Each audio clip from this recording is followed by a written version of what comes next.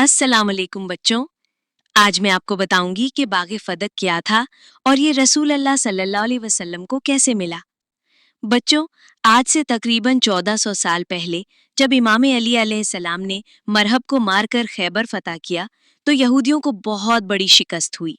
उसके बाद कुछ यहूदी कबीले डर के मारे नबी पाक सल्लल्लाहु अलैहि वसल्लम के पास आए और कहा, या रसूल अल्लाह, आप हमसे जंग ना करें, हम अपनी फदक की आधी जमीन आपको दे देते हैं। नबी पाक सल्लल्लाहु अलैहि वसल्लम ने ये पेशकश कबूल कर ली। यूं खैबर के करीब जो जमीन और बागात यहूदियों के थे, उनकी आधी जमीन रसूल अल्लाह सल्लल्लाहु अलैहि वसल्लम को मिल गई।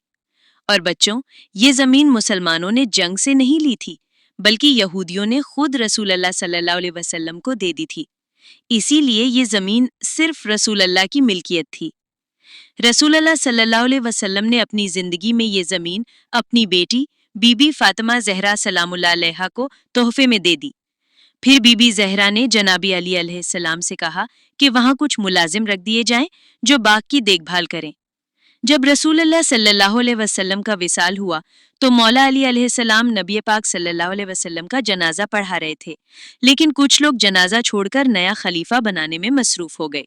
और जब नया खलीफा बन गया तो उसने हुक्म दिया कि बागे फदक से बीबी के मुलाजिम निकाल दिए जाएं और वहां मेरे मुलाजिम रख दिए जाएं और वो उस पर कब्जा कर लें, ताकि उसकी आमदनी हुकूमत के पास और मेरे पास आए।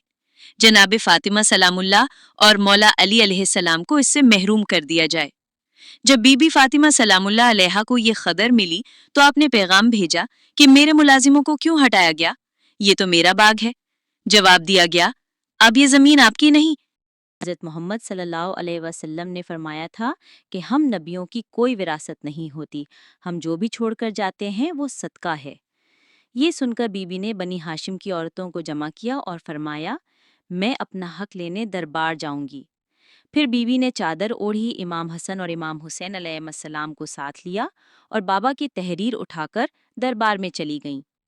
दरबार में बीबी 4 घंटे तक दरबार में खड़ी रहीं।